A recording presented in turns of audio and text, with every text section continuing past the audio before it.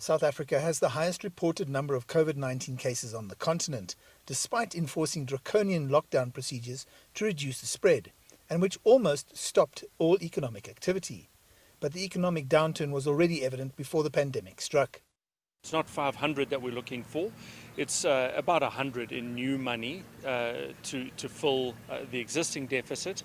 And it's going to look after the extension of the child social welfare grant and the unemployment benefit that was announced at the beginning of lockdown.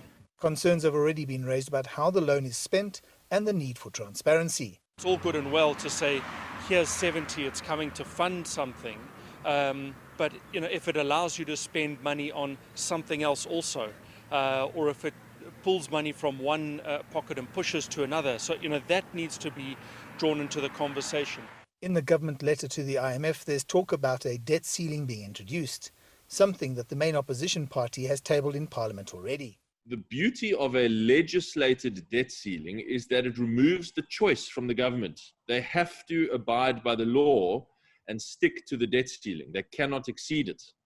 And if they want to, they have to specifically bring a motion to Parliament to ask for parliamentary permission to exceed the debt ceiling. And they have to do that each time they want to do it. Analysts say that the loan should be used to deal with pressing short and medium-term issues. The overarching idea must also be that, it's no use saving lives in the short term only to have them lost to famine and poverty in the long term. That is where the SME component becomes so vital.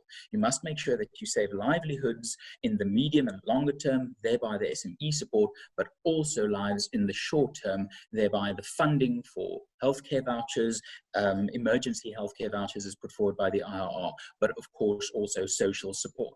Commentators are concerned as reports begin to emerge about alleged fraud by people accessing social grants and possible state corruption in buying personal protective equipment. The Minister, in his upcoming budget speeches, he must give feedback on how these funds were used, how it was allocated to which departments, and we would like him to be transparent in the manner in which he does this, because we really can't afford, we don't have the luxury to carry on mismanaging funds.